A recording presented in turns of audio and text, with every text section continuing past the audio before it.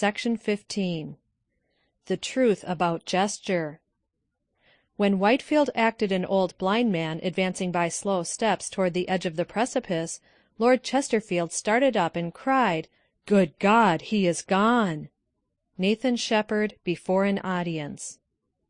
Gesture is really a simple matter that requires observation and common sense rather than a book of rules. Gesture is an outward expression of an inward condition. It is merely an effect, the effect of a mental or an emotional impulse struggling for expression through physical avenues. You must not, however, begin at the wrong end. If you are troubled by your gestures or a lack of gestures, attend to the cause, not the effect. It will not in the least help matters to tack on to your delivery a few mechanical movements. If the tree in your front yard is not growing to suit you, fertilize and water the soil and let the tree have sunshine. Obviously, it will not help your tree to nail on a few branches. If your cistern is dry, wait till it rains, or bore a well. Why plunge a pump into a dry hole? The speaker whose thoughts and emotions are welling within him like a mountain spring will not have much trouble to make gestures. It will be merely a question of properly directing them. If his enthusiasm for his subject is not such as to give him a natural impulse for dramatic action, it will avail nothing to furnish him with a long list of rules. He may tack on some movements, but they will look like the wilted branches nailed to a tree to simulate life. Gestures must be born, not built. A wooden horse may amuse the children, but it takes a live one to go somewhere. It is not only impossible to lay down definite rules on this subject, but it would be silly to try, for everything depends on the speech, the occasion, the personality and feelings of the speaker, and the attitude of the audience. It is easy enough to forecast the result of multiplying 7 by 6, but it is impossible to tell any man what kind of gestures he will be impelled to use when he wishes to show his earnestness. We may tell him that many speakers close the hand, with the exception of the forefinger, and pointing that finger straight at the audience pour out their thoughts like a volley, or that others stamp one foot for emphasis, or that Mr. Bryan often slaps his hands together for great force, holding one palm upward in an easy manner, or that Gladstone would sometimes make a rush at the clerk's table in Parliament and smite it with his hand so forcefully that Disraeli once brought down the House by grimly congratulating himself that such a barrier stood between himself and "the honourable gentleman." All these things, and a bookful more, may we tell the speaker, but we cannot know whether he can use these gestures or not, any more than we can decide whether he could wear Mr. Bryan's clothes. The best that can be done on this subject is to offer a few practical suggestions, and let personal good taste decide as to where effective dramatic action ends and extravagant motion begins. Any gesture that merely calls attention to itself is bad. The purpose of a gesture is to carry your thought and feeling into the minds and hearts of your hearers. This it does by emphasizing your message, by interpreting it, by expressing it in action, by striking its tone in either a physically descriptive, a suggestive, or a typical gesture, and let it be remembered all the time that gesture includes all physical movement, from facial expression and the tossing of the head to the expressive movements of hand and foot. A shifting of the pose may be a most effective gesture.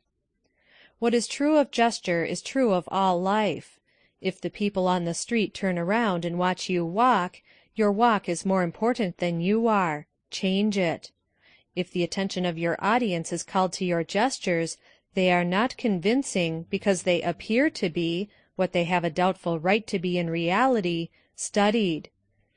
Have you ever seen a speaker use such grotesque gesticulations that you were fascinated by their frenzy of oddity, but could not follow his thought? Do not smother ideas with gymnastics. Savonarola would rush down from the high pulpit among the congregation in the Duomo at Florence and carry the fire of conviction to his hearers. Billy Sunday slides to base on the platform carpet in dramatizing one of his baseball illustrations.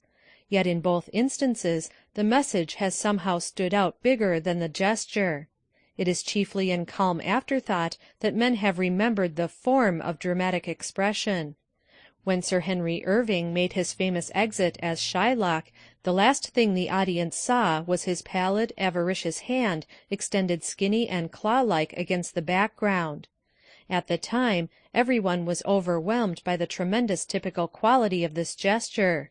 Now we have time to think of its art and discuss its realistic power.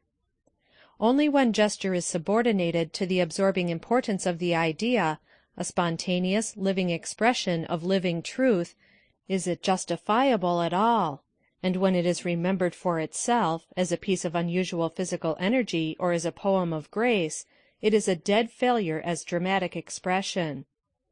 There is a place for a unique style of walking.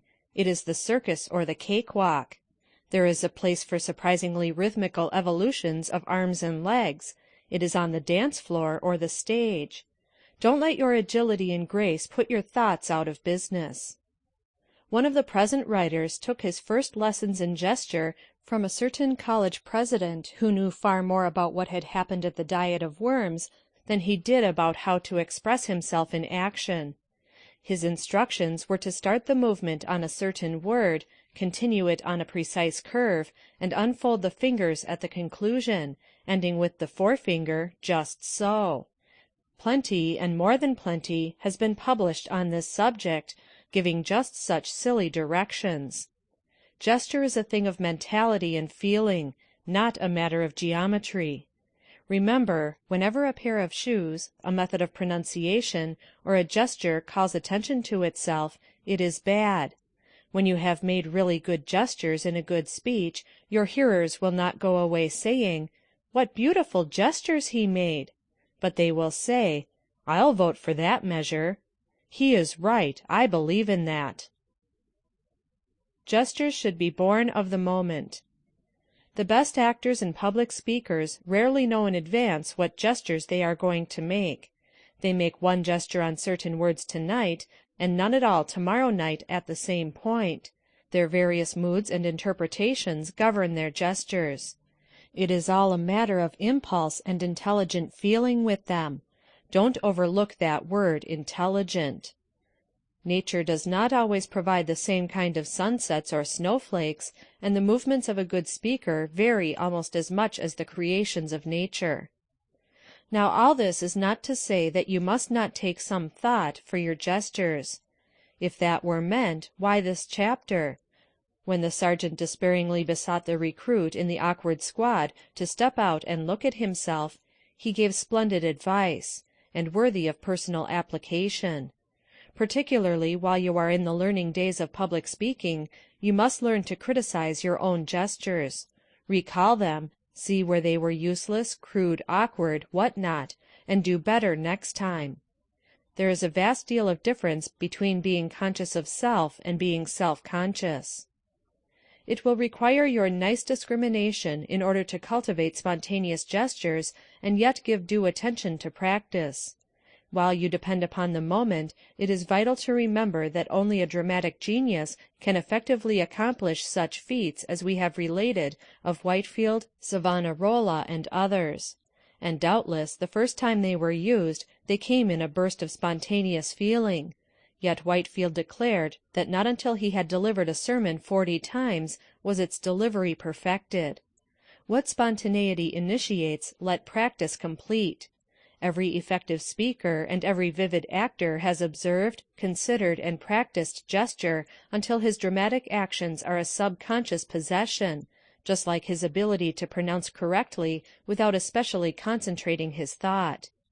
Every able platform man has possessed himself of a dozen ways in which he might depict in gesture any given emotion. In fact, the means for such expression are endless. And this is precisely why it is both useless and harmful to make a chart of gestures and enforce them as the ideals of what may be used to express this or that feeling. Practice descriptive, suggestive, and typical movements until they come as naturally as a good articulation, and rarely forecast the gestures you will use at a given moment. Leave everything to that moment. Avoid monotony in gesture. Roast beef is an excellent dish, but it would be terrible as an exclusive diet. No matter how effective one gesture is, do not overwork it. Put variety into your actions. Monotony will destroy all beauty and power. The pump handle makes one effective gesture, and on hot days that one is very eloquent, but it has its limitations. Any movement that is not significant weakens. Do not forget that. Restlessness is not expression. A great many useless movements will only take the attention of the audience from what you are saying. A widely noted man introduced the speaker of the evening one Sunday lately to a New York audience. The only thing remembered about that introductory speech is that the speaker played nervously with the covering of the table as he talked. We naturally watch moving objects. A janitor putting down a window can take the attention of the hearers from Mr. Roosevelt. By making a few movements at one side of the stage, a chorus girl may draw the interest of the spectators from a big scene between the leads. When our forefathers lived in caves, they had to watch moving objects, for movements meant danger. We have not yet overcome the habit. Advertisers have taken advantage of it. Witness the moving electric light signs in any city. A shrewd speaker will respect this law and conserve the attention of his audience by eliminating all unnecessary movements. Gesture should either be simultaneous with or precede the words, not follow them. Lady Macbeth says, "Bear welcome in your eye, your hand, your tongue." Reverse this order and you get comedy. Say, "There he goes," pointing at him after you have finished your words, and see if the result is not comical. Do not make short, jerky movements. Some speakers seem to be imitating a waiter who has failed to get a tip. Let your movements be easy and from the shoulder, as a rule, rather than from the elbow.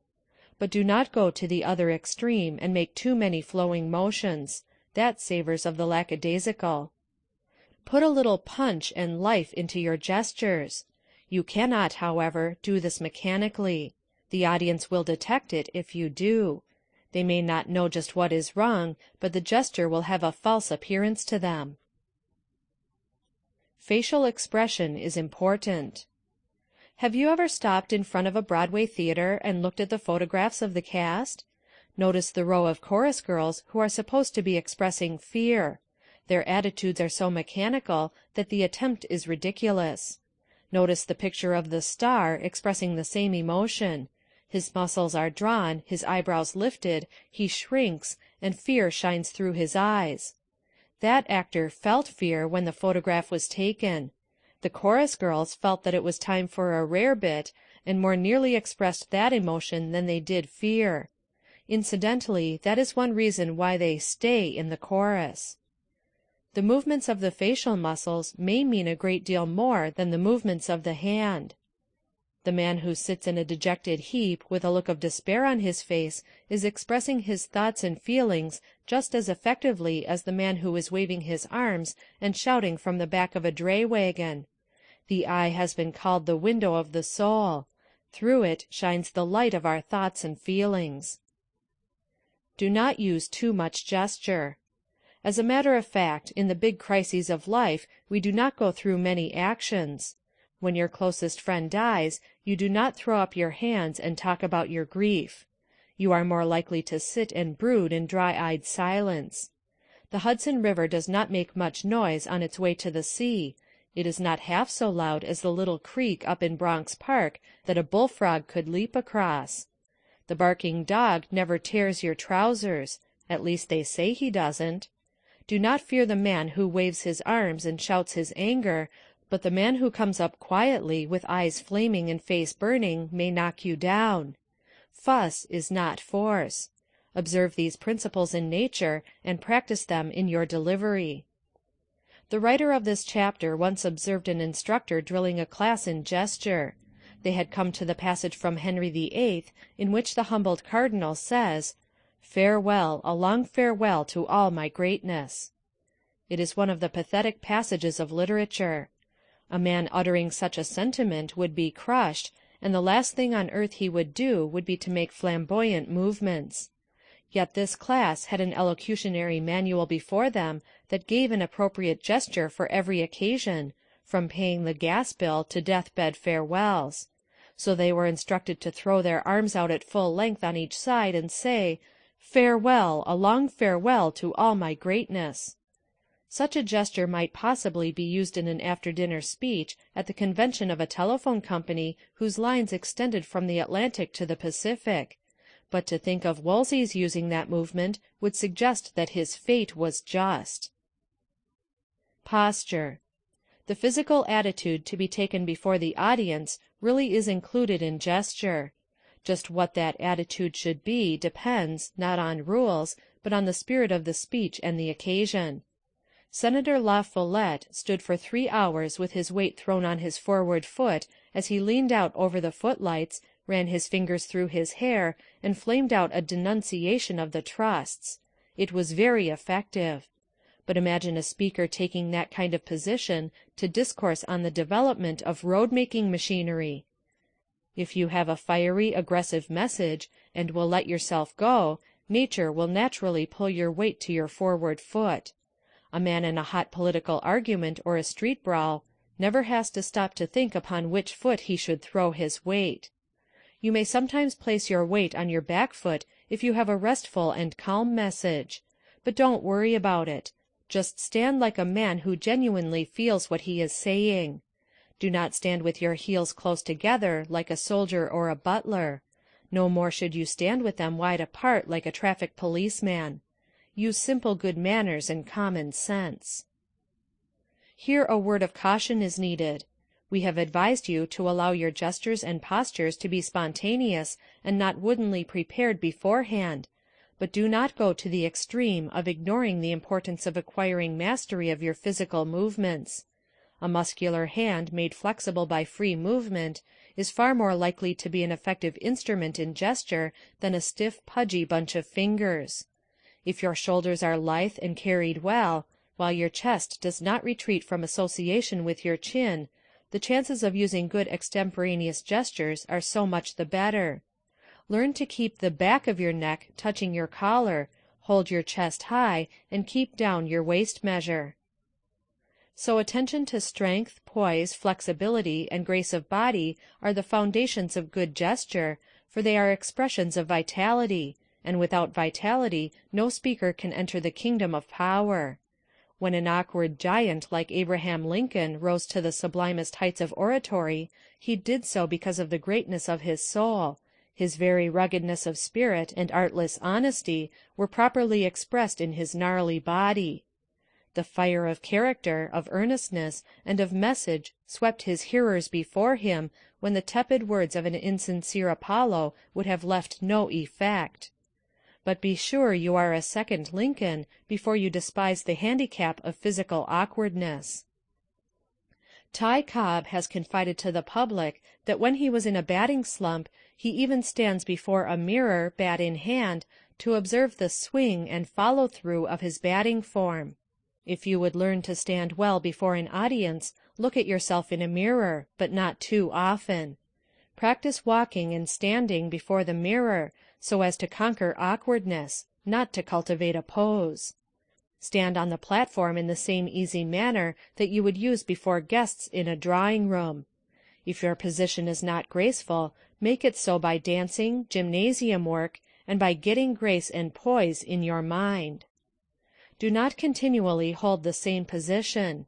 Any big change of thought necessitates a change of position. Be at home.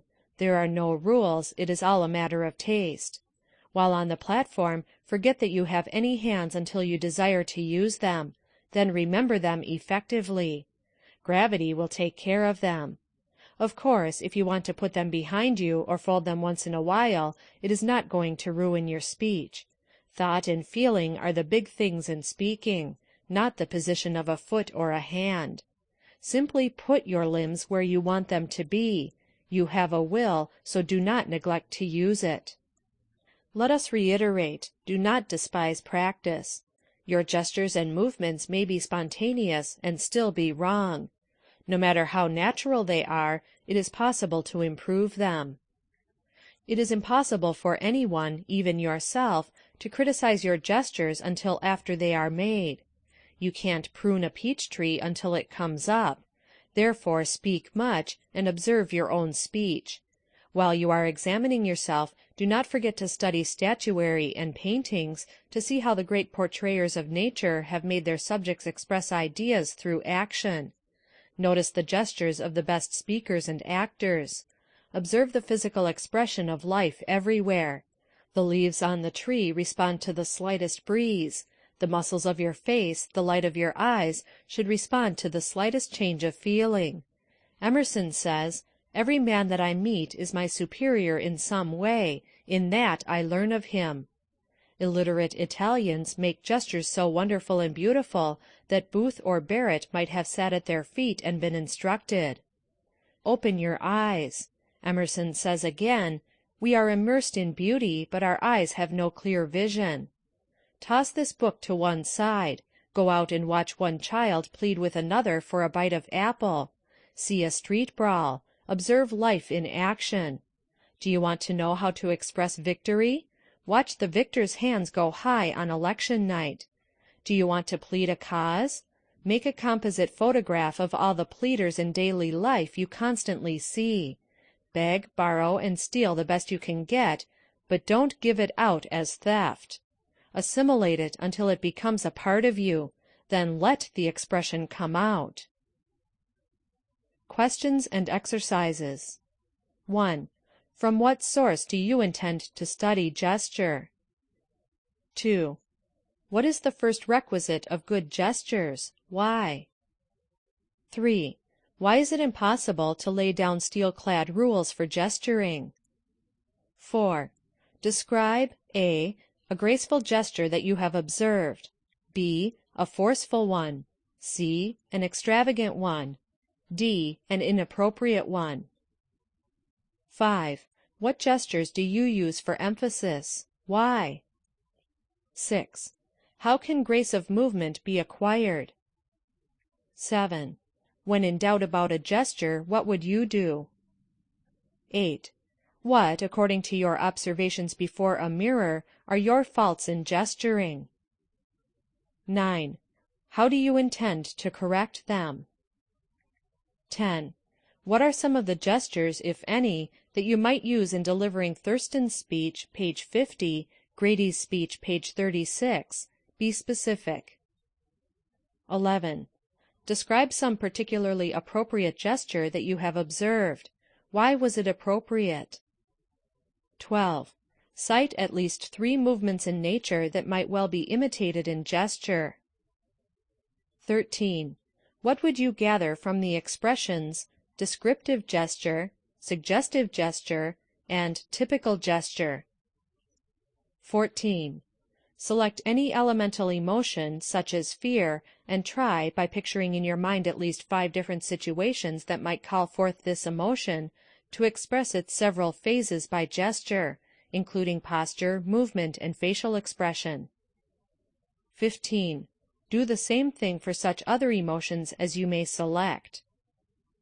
16. Select 3 passages from any source, only being sure that they are suitable for public delivery. Memorize each, and then devise gestures suitable for each. Say why. 17. Criticize the gestures in any speech you have heard recently. 18. Practice flexible movement of the hand. What exercises did you find useful? 19. Carefully observe some animal, then devise several typical gestures. 20. Write a brief dialogue between any 2 animals. Read it aloud and invent expressive gestures. 21. Deliver with appropriate gestures the quotation that heads this chapter. 22. Read aloud the following incident using dramatic gestures. Quote, "When Voltaire was preparing a young actress to appear in one of his tragedies, he tied her hands to her sides with pack-thread in order to check her tendency toward exuberant gesticulation. Under this condition of compulsory immobility she commenced to rehearse, and for some time she bore herself calmly enough, but at last, completely carried away by her feelings, she burst her bonds and flung up her arms. Alarmed at her supposed neglect of his instructions, she began to apologize to the poet. He smilingly reassured her, however. The gesture was then admirable, because it was irrepressible. Redway, The Actor's Art. 23. Render the following with suitable gestures. One day, while preaching, Whitefield suddenly assumed a nautical air and manner that were irresistible with him, and broke forth in these words, Well, my boys, we have a clear sky, and are making fine headway over a smooth sea before a light breeze, and we shall soon lose sight of land. But what means this sudden lowering of the heavens, and that dark cloud arising from beneath the western horizon? Hark! Don't you hear distant thunder? Don't you see those flashes of lightning? There is a storm gathering. Every man to his duty. The air is dark, the tempest rages. Our masts are gone. The ship is on her beam ends. What next? At this, a number of sailors in the congregation, utterly swept away by the dramatic description, leaped to their feet and cried, "The longboat! Take to the longboat!" Nathan Sheppard, Before an Audience. End of Section 15.